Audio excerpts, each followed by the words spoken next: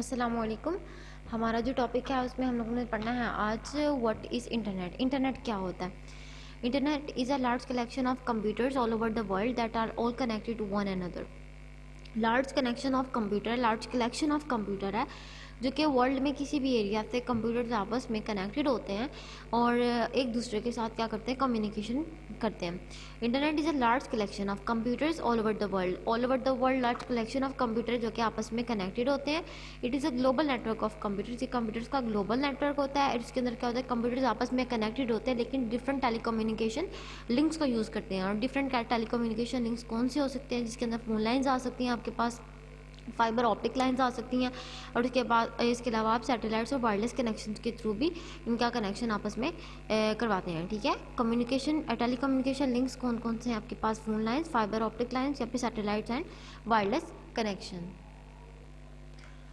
उसके बाद आती है बात है internet is use to find information stored on the computer called host और सर्वर्स। इंटरनेट को हम क्यों यूज़ करते हैं? It is use to find information. आपके कंप्यूटर्स के अंदर इंफॉर्मेशन जो स्टोर होती है, आपके कंप्यूटर्स के अंदर जो इंफॉर्मेशन ऑलरेडी होल्ड होती है, आपने अगर उसको फाइंड करना है तो आप इंटरनेट को यूज़ करते हैं और हम उसको एक नाम देते हैं होस्ट का या फिर सर्वर्स का। These computers use common protocols called TCP/IP for communication। ये कुछ प्रोटोकॉल्स को यूज़ करते हैं, ठीक है, और जिन प्रोटोकॉल्स को ये यूज़ करते हैं कम्युनिकेशन के लिए उनको हम कहते हैं TCP/IP प्रोटोकॉल्स। ठीक है, TCP/IP stand for transmission control protocol internet protocol.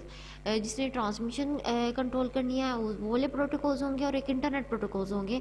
इन दोनों को मिला के जो कम्युनिकेशन प्रोटोकॉल्स इंटरनेट यूज़ करता है कंप्यूटर्स के अंदर, उसको हम कहते हैं TCP/IP। इस computer connected to the internet can act as a host. जो भी कंप्यूटर आपका इंटरनेट के साथ कनेक्टेड होता है, ठीक है, वो एज अ होस्ट एक्ट करता है। ठीक है, वो क्या होता है, आपका होस्ट होता है। A host computer provides information to the people. अब होस्ट कंप्यूटर की ये जिम्मेदारी होती है, ये होस्ट कंप्यूटर की ड्यूटी होती है कि उसने पीपल या लोगों को इन्फॉर्मेशन प्रोवाइड करनी है। लोगों ने कंप्यूटर को ऑन किया, कंप्यूटर के ऊपर सिक्योरिटी की सर्च किया, इन्फॉर्मेशन उनको मिल गई। अब जो इन्फॉर्मेशन दी है वो आपकी कंप्यूटर ने दी है, तो कंप्यूटर जो है वो एज अ होस्ट एक्ट कर रहा है। ठीक है, people can find information about books, magazines, encyclopedias and other material on the internet. They can get expert opinions on any topic. They can also communicate with world community on different subjects. The internet has made this world a global village. लोगों ने अगर information लेनी होती है तो वो information अब different purposes की से हो सकती है, जैसे बुक्स के रिलेटेड हो सकते हैं, मैगजीन, इंसाइक्लोपीडिया, अदर मटेरियल जो भी इंटरनेट में आपने सर्च करना है, इट डिपेंड्स। और उसके अंदर आपने अगर किसी टॉपिक के बारे में एक्सपर्ट ओपिनियन लेना हो तो भी आप इंटरनेट के थ्रू ले सकते हैं। इसके अलावा ये कम्युनिकेशन प्रोवाइड करते हैं डिफरेंट सब्जेक्ट्स के अंदर ऑल ओवर द वर्ल्ड। आप डिफरेंट कम्युनिटीज़ को स्टडी कर सकते हैं, उनके साथ कम्युनिकेट करके आप इंफॉर्मेशन एक्सचेंज भी कर सकते हैं या ले सकते हैं। और इंटरनेट की वजह से अब इंटरनेट को हम ग्लोबल विलेज भी मानते हैं। ठीक है, अब हम इसकी हिस्ट्री पढ़ लेते हैं थोड़ी सी briefly. Describe the history of internet. So history of internet क्या है? The work on internet was started in 1960s during the cold war of Russia and America। America और रशिया के दरमियान कोल्ड वॉर रही जो कि 1960 में हुई और इंटरनेट वहीं से स्टार्ट हुआ। America wanted to communicate with its armed forces। A network of 4 computers were developed in the beginning।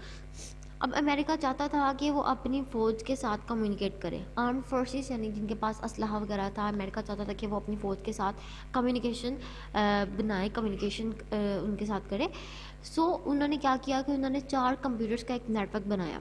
Starting में 4 कंप्यूटर का एक नेटवर्क को डेवलप किया। The project was handed over the DARPA. और इस प्रोजेक्ट को डार्पा के हैंड ओवर किया गया जो कि defence advance research project agency है। DARPA started connecting computers at different universities and defence companies. DARPA ने क्या किया, उसने जो यूनिवर्सिटीज़ और कंपनीज़ के कंप्यूटर से उनको आपस में कनेक्ट करना शुरू कर दिया। Different universities and research organizations also started the development of their own networks to share information and data with other people।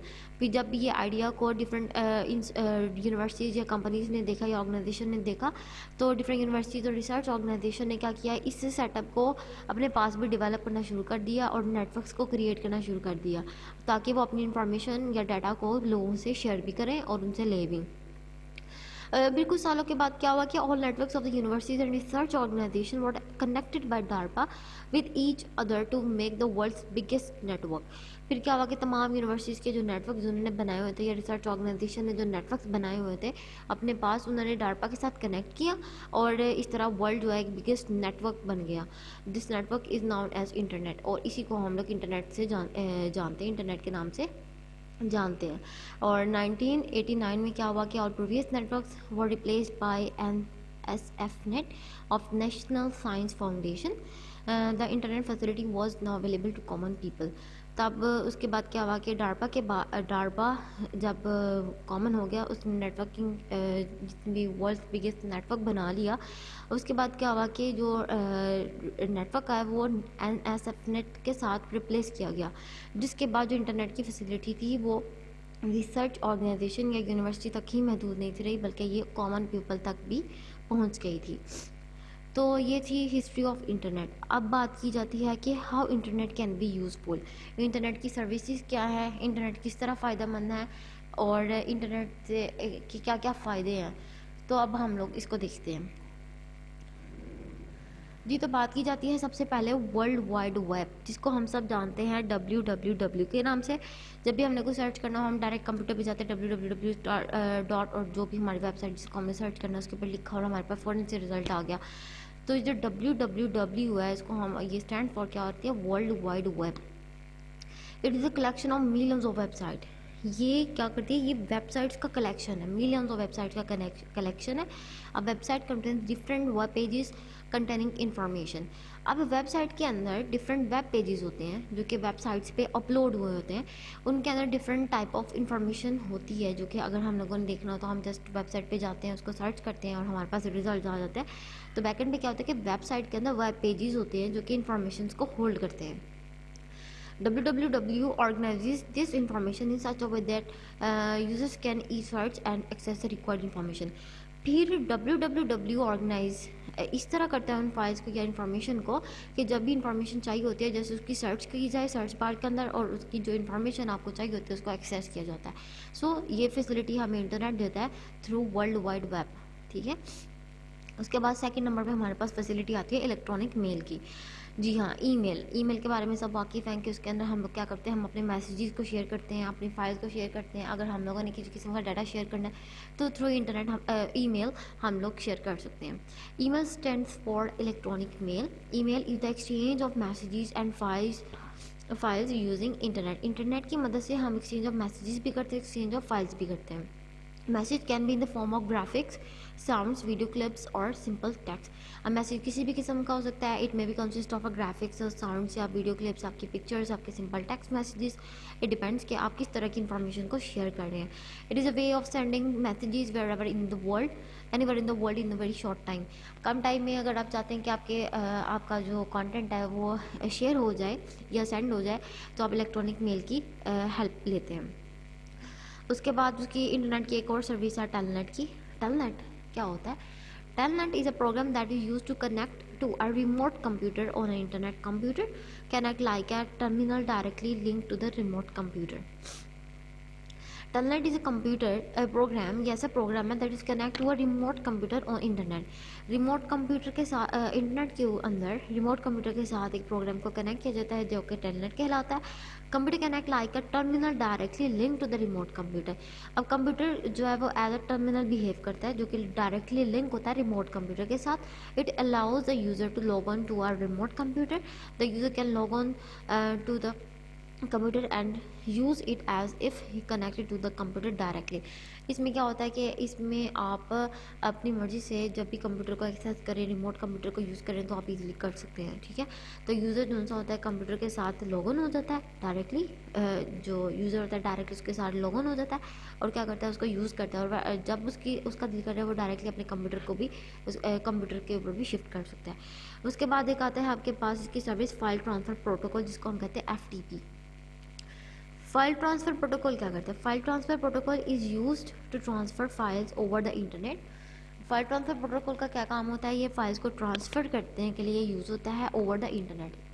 ठीक है। इंटरनेट में जब हमने इंटरनेट के थ्रू फाइल्स को ट्रांसफ़र करना है तो हम लोगों को FTP की ज़रूरत पड़ती है, जिसमें अब हमारी फाइल्स ऑडियो फॉर्म में भी हो सकती है, वीडियो भी हो सकती है, ग्राफिक्स हो सकती है, आपकी डाटा फाइल्स होती हैं जिनको आप या तो अपलोड करते हो या डाउनलोड करते हो यूजिंग FTP। ठीक है। अपलोड मतलब जब आपने किसी चीज़ को थ्रू इंटरनेट शेयर करवाना है तो आप उसको सेंड करेंगे, तो उस प्रोसीजर को हम कहते हैं अपलोड।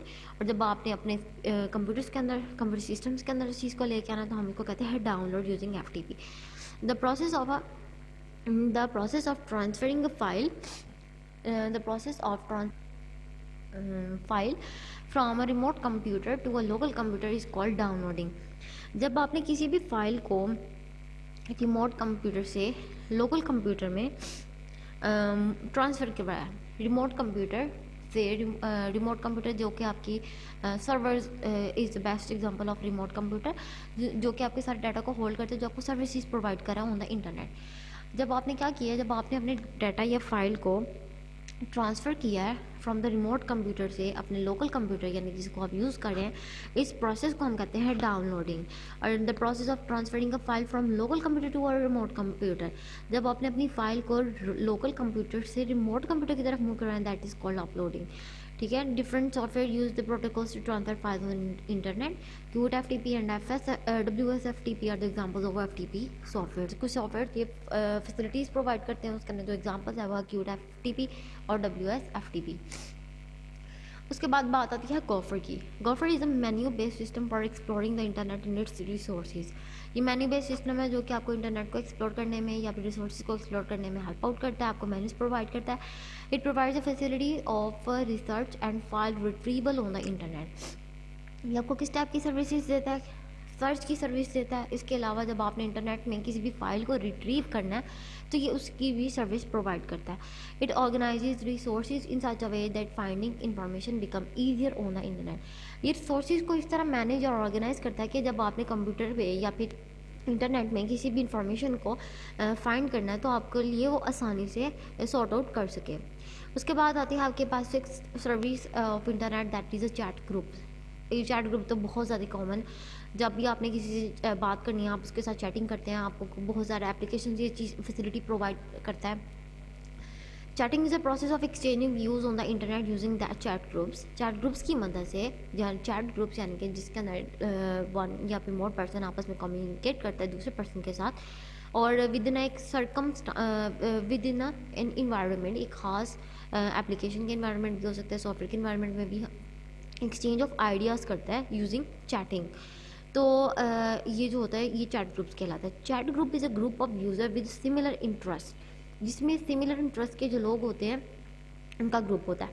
फॉर एग्जाम्पल जब आपने डेली पर्पसेस में व्हाट्सएप एप्लीकेशन को यूज़ करते हैं तो आपने किसी से हाल चाल पूछना हो तो आप एक इनबॉक्स को यूज़ करते हैं, तो inbox is your chat group. इसके अलावा ग्रुप चैट करते हैं तो that is your chat group. ठीक है। तो सेम इंटरेस्ट के लोग होते हैं उस गिवन एरिया के अंदर। The users can interact with one another in real time.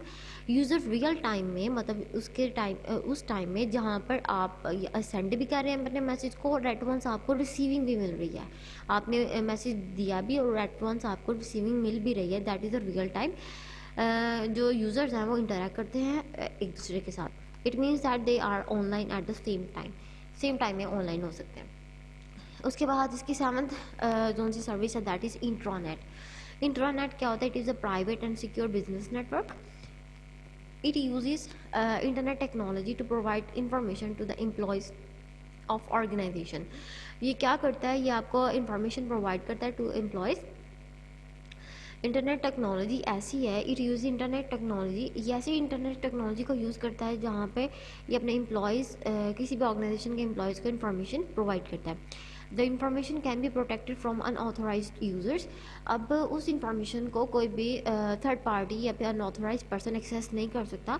It is design to meet the internal needs for sharing information within a single organisation और कंपनी। जब हमने विद इन अ कंपनी कोई security system इस तरह का रखा कि हम फाइल शेयरिंग करें लेकिन कोई थर्ड पार्टी इसको रिट्रीव ना कर सके या उसको एक्सेस ना कर सके, तो हम इंटरनेट का यूज़ करते हैं। और बिजनेस पर्पजेज़ में या ऑर्गेनाइजेशंस में या कंपनीज में क्या होता है कि वो इंटरनेट को यूज़ करते हैं, अपने एम्प्लॉयज़ के साथ कम्युनिकेशन करते हैं, और उनका वो कम्युनिकेशन उनकी जस्ट बिजनेस एम्प्लॉयज़ के दरमियान ही रहते हैं, वो थर्ड पार्टी या आउटसाइडर ऑफ द कंपनी तक नहीं जाती। सो this is the service of internet.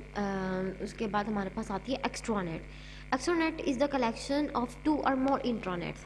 जब 2 या 2 से ज़्यादा इंटरनेट्स आपस में मिल जाते हैं, so this is the collection of and this collection makes extranet, जिसमें क्या होता है, it can be accessed by the authorised users from outside the organisation. अब क्या होता है कि इंट्रानेट के अंदर जो यूज़र है वो विद इन ऑर्गेनाइजेशन ही एक्सेस कर सकता है, लेकिन जो एक्स्ट्रा नेट होता है उसमें authorised user outside of the organisation को में भी एक्सेस कर सकता है। मतलब वो ऑर्गेनाइजेशन से बाहर है तो वो भी एक्सेस कर सकता है, लेकिन वो ऑथराइज्ड होगा। Different organizations can use extranet to share the information of their intranets. Different organization इस सर्विस को यूज़ करते हैं। An organization can apply security measures to provide the limited access to the extranet. Organization कुछ security measures provide किया जाता है ताकि जो extranet की जो access limit है, उस access करने की capability ability है, उसको limitize किया जा सके। उसे जो required लोग हैं जिनके दरम्यान उन्हें just information को share करवाना हो outside of the organization, just उन तक रह सके। So this was our topic, जिसके अंदर हम लोगों ने इंटरनेट को पढ़ा, इंटरनेट क्या होता है, इंटरनेट की हिस्ट्री देखी, and services provided by internet को देखा। सर्विस प्रोवाइड बाय इंटरनेट में हम लोगों ने सबसे पहले देखा world wide web, www, then email, telnet, file transfer protocols, gopher, chat groups, internet and extranet. So this was our topic of today. Hope so आपको समझ आ गई होगी। कोई भी क्वेरी हो तो आप पूछ सकते हैं। सो टेक केयर, अल्लाह हाफिज़। वीडियो पसंद आई तो लाइक करें, अपनी राय कमेंट करें। ऐसे ही मजीद वीडियोस के लिए हमारा चैनल सब्सक्राइब करें और बेल का आइकन दबाएं ताकि आपको हर वीडियो का नोटिफिकेशन मिलता रहे।